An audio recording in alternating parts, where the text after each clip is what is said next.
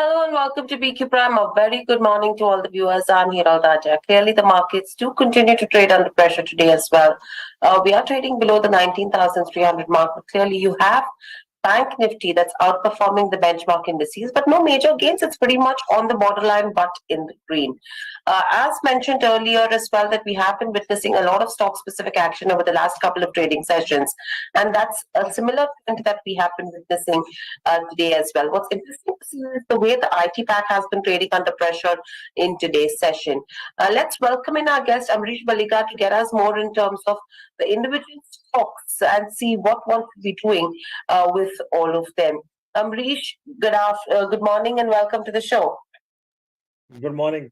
Thank you for having me. Always a pleasure to speak to you. Amrish, my first question, let's start with few of the interesting names that have been movers and shakers today.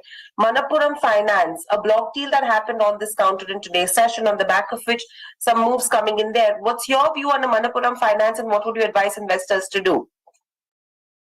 In fact, I'm not too positive on the NBFCs and especially the gold NBFCs at this point of time. Because clearly I see the margins coming down, possibly some of the NPA, could increase to a certain extent because the way the retail loans have ballooned, I think that's a pocket of problem. So for the time being, I'll not be too positive on Manappuram. I would suggest that those who have should in fact utilize, any opportunity of, a rise in this stock to possibly book out. Right. Moving on, South Indian Bank is another one which is seeing some smart moves in today's session. And this is one, there has been a block deal that has happened, and you have the RBI which has gone ahead and approved the appointment of PR Sheshadri as the managing director and CEO. What do you make of it? Yeah, this I think is an extremely positive move which has happened because Mr. Sheshadri was earlier with Karur Vysya Bank, and we have seen the way the bank has actually improved its performance. It has modernized. So South Indian Bank, if you see, was one of the poor performers among the banking pack. Although it's moved up from those levels of about 10 to levels of about 21, 22. But then I think under his leadership, you could see the bank really growing extremely well over the next 3 years. So I think it's still a buy at these levels. And I'll not be surprised if we see levels of about 30, 34 quite soon for the stock. Right. Amrish, Indigo is an interesting one to watch out for as well. You have recently, the stock which was under pressure as the Gangwal family paid their stake via block deals. Now its weight has been increased in FTSE as well. How are you looking at it? Because from an operations perspective, the tourism industry is booming. In the domestic market as well, Indigo has the highest market share. How are you looking at the dynamics, and from a valuation perspective, good time to look at Indigo? See, the market share is already quite high. I really don't see the market share moving up much from here. And if you look at the capacity utilization, that's also extremely good. Margins have been better basically because the fares have, stayed high for quite a while and they've stabilized. Earlier we used to see those spikes and then the fares used to come down. But if you see the last 6 to 8 months, the fares have stayed high. And because of which I clearly see the margins improving because efficiencies have been improving year on year at Indigo. Whenever the promoter family sells, in fact, we had Gangwal family selling, I think, about 2.5% stake in the last 2 days. I think that's the opportunity to buy because whenever they sell, you see a dip of about 4 to 5%. And that's a buying opportunity because if you, like normally on the airline stocks, I have not been too bullish. But the way things have panned out for Indigo, in the last year and a half. In fact, I've turned bullish. I had a price target of 2,500 levels, which has been achieved. And now I see if you're the next 12 months or so, I'll not be surprised if you see levels of about 3,200 to 3,400. Right.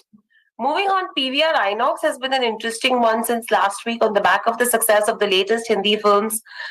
Overall, do you think that will address the concerns of under-delivery? Because clearly on 13th August, PVR Inox also achieved its highest ever admissions and gross box office collection in a single day. How are you looking at it? So I think this is clearly because of those 3 or 4 movies which have all, come together. For example, Gather 2, Jailer, ONG 2, all of them have done extremely well. So it's quite natural that someone like, Inox, which is the largest, PVR Inox, which is the largest, will actually benefit out of that. But then if you look at the recent history, the revenues have been quite lumpy and there's been a long dry period. So I would say this is more of a trading opportunity because of these movies. Possibly you could see some more bump up in the stock.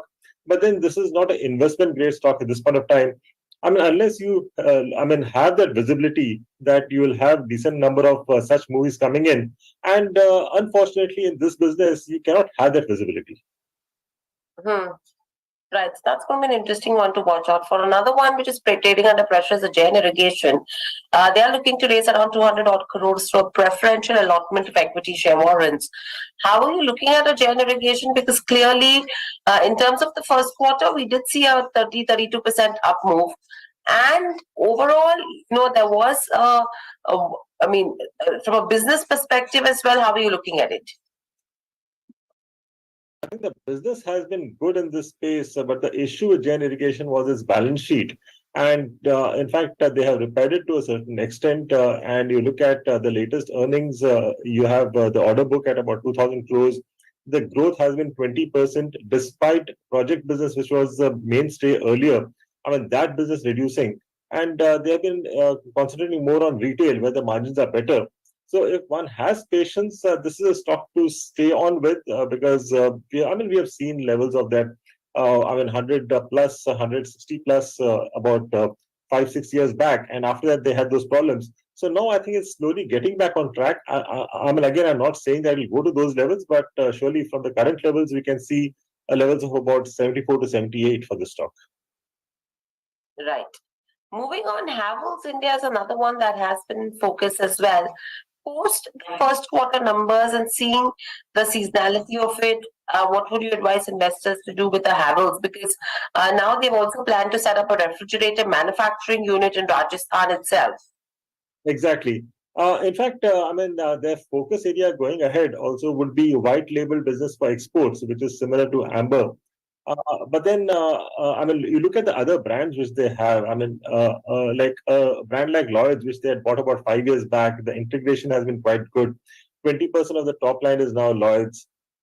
They have about six products which are 1,000 plus crore category.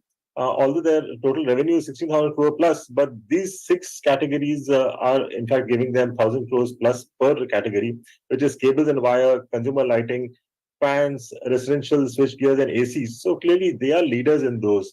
And till date, it's been more of aspirational brands of Havells, but now they've gone into premium segment where the margin should be better. So I'm quite positive on this stock. In fact, I'm expecting an EPS of about 25, to 29 for FY25. And here my target price is closer to about 1,600. Okay, so 1,600 is the target you should be looking at on that one. Moving on, Jamna Auto is another one. Overall, how are you looking at it? Because clearly it's similar to a multi-bagger stock with the kind of returns that we've seen on this counter. What's your view? Hirul, I didn't get the stock which you're talking about. Jamna Auto. Okay, Jamna Auto again is a market leader in automotive suspension solutions, and in fact, it is the second largest producer in the world for multi-leaf springs. Uh, Overall, they have a market share of about 68% in India, which is mostly into CVs. And Tata Motors, they are providing 70% of the requirement. Ashok Leyland, they are providing 90% of the requirement. So, quite a key supplier in the auto ancillary space. And as far as EV commercial vehicles is concerned, they are clearly going in for a new technology, and that technology transfer is happening. Going ahead, I'm expecting them to make a margin of about 14 to 15%, which should stabilize over a longer term period. And here, in fact, I have a price target of about 130. This is in the medium term, which is about 18-20% return from where we are today. But then, if you're talking of a longer term, I think this can easily give you that 18 to 20% sort of returns year on year for the next 3 to 4 years. Right. Moving on, taking the consumption space into consideration, Amrish, everyone's looking forward to all the events that could be happening in the second half of the year, from the increased festivities to the World Cup happening in India, and plus a few other events as well. Taking that aspect into consideration, what's your view on a Devyani International, because it could be one of the beneficiaries? Absolutely, because they have a number of marquee brands like KFC, Pizza Hut, Costa Coffee. I mean, a total revenue of about 3,000 crore plus, close to about 1,300 outlets, which should become about 2,000 outlets over the next 3 years. I think this year they should be adding about 275 to 300 outlets. And compared to the other QSRs, the only difference which I see out here is that there's also growth happening in the same stores, because most of the other QSRs, same store growth has been more or less zero or negative, whereas they are showing a small positive, which I expected to improve going ahead. And they are also concentrating quite a lot on non-metros, which is a huge opportunity area. So, I mean, here also I have a short to medium-term target of about 225. But again, it's also a long-term bet where I mean, I'll not be surprised if I see levels of about 350 to 400 over the next 2 to 3 years. Right. And very lastly, a Finolex Cables, a good dividend announcement, 350% per share. Overall, they're targeting around 500 crore revenue from their appliances business as well, which is really small in the next 3 years. How are you looking at a Finolex Cables? Do you think a good investment bet? Absolutely, because if you look at, I mean, each of their verticals, they've been doing extremely well. The cable business has showing about a 30% growth. Expected that to continue with a 13 to 14% sort of a sustainable margins as far as the management commentary goes. And that's been quite positive, especially when they're talking of the 5G rollout, and because of which the sort of orders which can come for the telecom cables, because the anti-dumping duty which has been now imposed, I think I mean, their margins should also improve as far as the telecom cables are concerned. So here also, in fact, I'm looking at levels of about 1325 to 1350 in the medium term. Right. So that's with regards to Finolex Cables. Thank you, Amrish, so much for joining us on the show and sharing the views. So clearly, if you see in terms of where markets are concerned, last couple of trading sessions, in fact, the entire week has been a week of stock-specific action. No major trends that are emerging. That consolidation phase does continue, but clearly the trend is more bullish, bearish as versus bullish, because that kind of upside that everyone was wanting to see, that is absolutely missing in action right now. And overall, if you see in terms of Nifty as well, we are below the 19,300 mark already. Now, what levels we close is going to be interesting. Bank Nifty has been pretty much on the borderline, but it's trading below the 43,900 levels in trade, but still outperforming the benchmark indices as we speak. That's all that we have on this session. Thanks for watching, and lots more lined up on the other side. Please stay tuned to PQ Prime.